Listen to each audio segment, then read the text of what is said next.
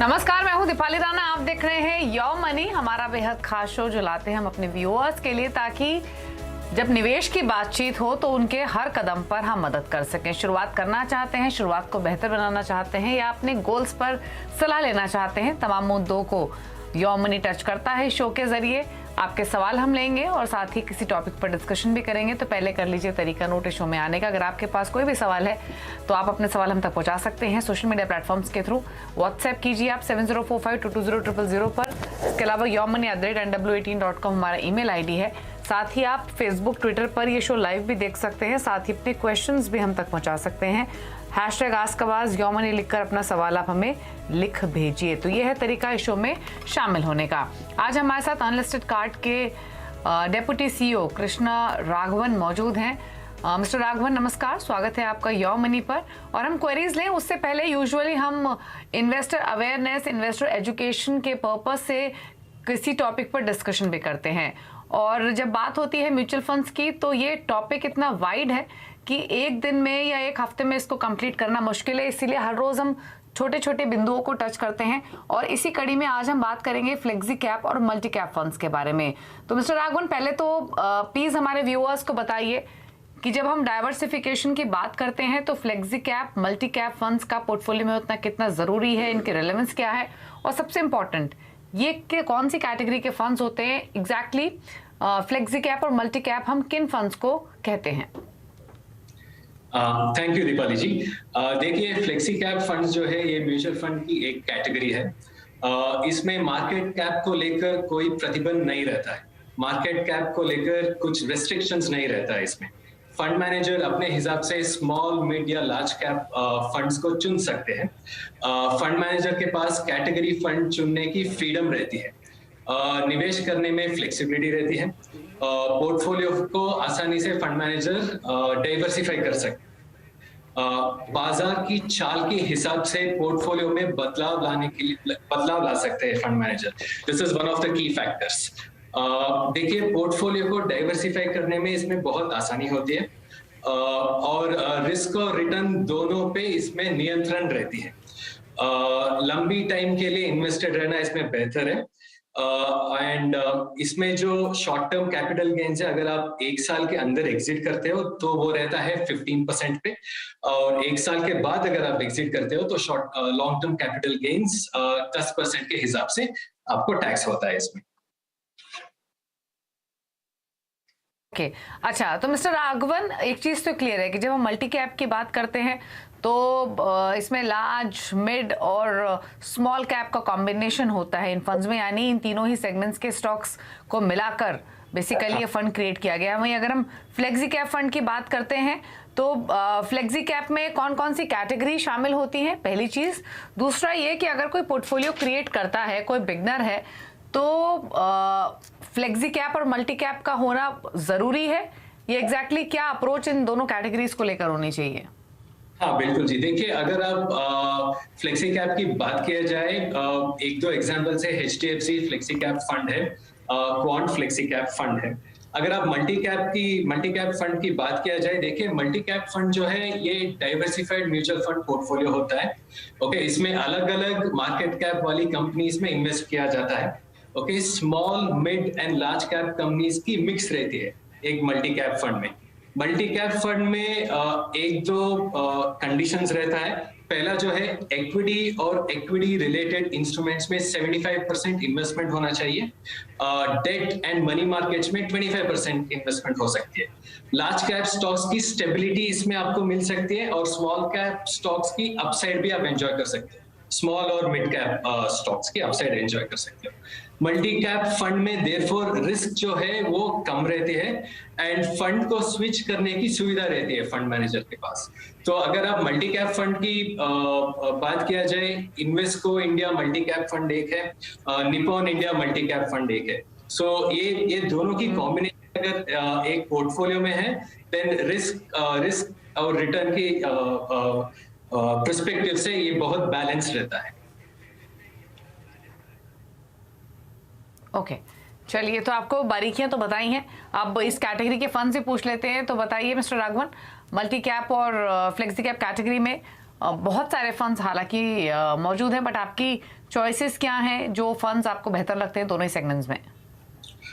देखिए, flexi cap में HDFC flexi cap fund जो है, इसकी परफॉर्मेंस बहुत अच्छी रही है। दूसरा जो है क्वांट फ्लेक्सी कैप फंड है। सो ये दो फंड्स मैं एडवाइस करना चाहता हूँ इन्वेस्टर्स को। एंड मल्टी कैप फंड में Invesco India multi cap fund जो है, that's been performing very well. Nippon India multi cap fund जो है वो दूसरा एक है जो हम एडवाइस कर सकते हैं इन्वेस्टर्स को। ओके, चलिए, तो आपको दोनों कैटेगरीज में दो फंड्स बताए हैं मिस्टर राघवन में। इसमें आप फ्लेक्सी कैप कैटेगरी में दो फंड्स जो हैं जिन्हें आप चुन सकते हैं वो है HDFC flexi cap, quant flexi cap. वहीं मल्टी कैप में Invesco India multi cap, Nippon India multi cap fund को चुना गया है। बात करते हैं कॉलर से। सिजॉय कुमार दास पश्चिम बंगाल से हमारे साथ फोन लाइन पर है। मिस्टर दास नमस्कार, बताइए क्या सवाल है आपका? मैडम, मेरा सवाल है, मैं नया SIP शुरू करना चाहता हूँ 12,000 से, जो मैं हर साल धीरे धीरे बढ़ाना भी चाहता हूँ। और मेरे पास 10 लाख रुपए लमसम पैसा है, उसको मैं कहाँ इन्वेस्ट करूँ उसकी जानकारी के लिए मैंने सवाल पूछा। ठीक है, आपका कोई गोल है, कोई विजन लेकर चल रहे हैं? 10 साल के बाद मैं घर बनाना चाहता हूँ, उसके लिए मुझे 50 लाख रुपए चाहिए। और जो मेरा जो बाद बाकी जो रिटायरमेंट का प्लानिंग है उसके लिए मैं 12,000 से स्टार्टिंग करके धीरे धीरे बढ़ाना भी चाहता हूँ।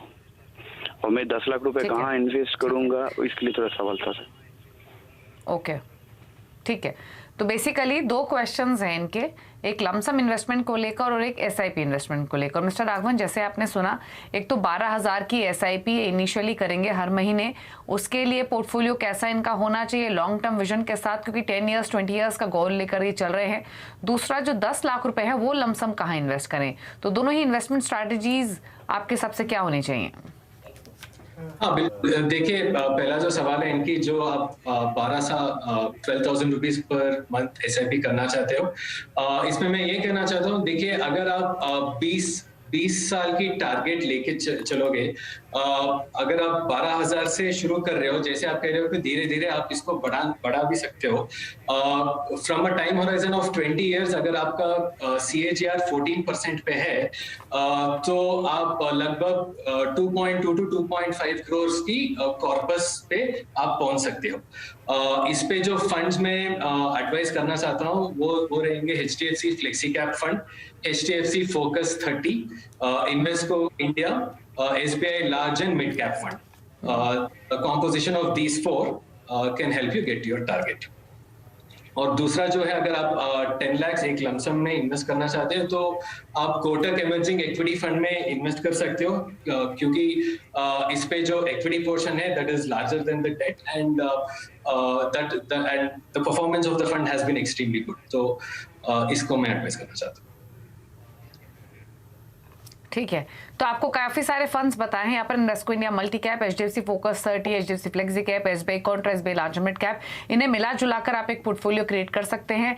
15,500 की SIP करेंगे तो आप 20 साल में 2 करोड़ का लक्ष्य हासिल कर लेंगे। लमसम इन्वेस्टमेंट के लिए आप कोटक इमर्जिंग इक्विटी को पिक कर सकते हैं। अंकित ने अगला क्वेश्चन हमें भेजा है मध्य प्रदेश से। इनकी फिलहाल 10,000 की SIP चल रही है, 10 ईयर्स का इनका होराइजन है। फिलहाल जो इनके फंड्स हैं वो मैं बता दूं तो SBI फोकस इक्विटी में 5,000 रुपए महीना, SBI फोकस इक्विटी में 2,000 रुपए महीना, यानी SBI फोकस इक्विटी में टोटल 7,000 का आप SIP मान के चले। DSP स्मॉल कैप में 2,000 और आदित्य बिरला सन लाइफ के फ्लेक्सी कैप फंड में 1,000, टोटल 10,000 की इनकी SIP है और 10 ईयर्स का होराइजन। दो सवाल इनके आपसे हैं मिस्टर राघवन।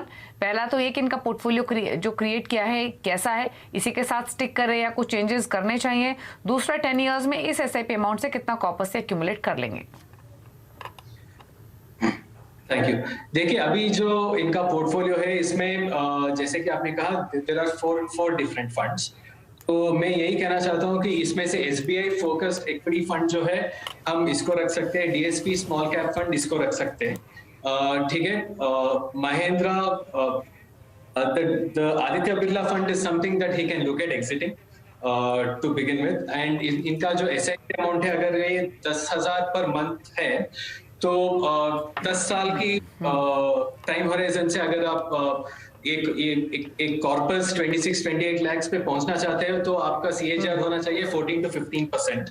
तो ये CAGR में आने के लिए मैं एडवाइस करना चाहता हूँ SBI large and mid cap fund, quant active fund and HDFC flexi cap. ये तीनों फंड्स अगर हम रिप्लेस करें तो ये 26-28 लाख की कॉर्पस पे पहुंचने की संभावना बहुत बढ़ सकती है। ओके तो यानी SBI large and mid cap, quant active fund, HDFC small cap, HDFC flexi cap और ICICI प्रूडेंशियल डिविडेंड इक्विटी, ये कुछ चॉइसेस हैं। इन फंड्स के साथ आप स्टिक कीजिए। फिलहाल जो आपके पोर्टफोलियो में है उसमें आदित्य बिरला फ्लेक्सी कैप और साथ ही महिंद्रा मनुलाइफ फ्लेक्सी कैप, इन फंड से आपको निकलने का सजेशन है। SBI focus equity, DSP small cap में आप कंटिन्यू कर सकते हैं। और रही बात आपके कॉर्पस की, तो 26 लाख के आसपास का कॉर्पस आप एक्यूमुलेट कर पाएंगे इन 10 ईयर्स। अगला सवाल लेंगे, सचिन ने भेजा है ये सवाल हमें, और 36 साल इनकी उम्र है। ये भी 10,000 की SIP कर रहे हैं। जो इनका गोल है वो है 15 ईयर्स में 1.5 करोड़ एक्यूमुलेट करने का। फंड्स के नाम मैं बता दूं तो SBI Contra 2500, axis mid cap 2500, ICICI प्रूटेक में 2500 और साथ ही कोटक टैक्स सेवर में 2500। तो टोटल 4 फंड्स 2500 ईच, 1.5 करोड़ का टारगेट 15 ईयर्स में, 10,000 की SIP। बताइए इनका पोर्टफोलियो, इनके गोल पर आपके कॉमेंट्स।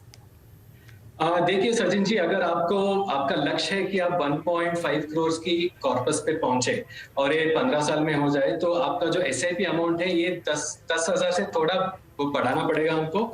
तो इसको हम लेके जाएंगे 25,000 में।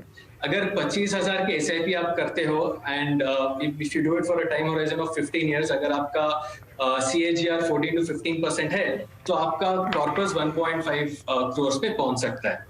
देखिए आपका जो एग्जिस्टिंग पोर्टफोलियो है उसमें से मैं रिटेन करना चाहता हूँ SBI कॉन्ट्रा फंड और कोटक टैक्स सेवर फंड।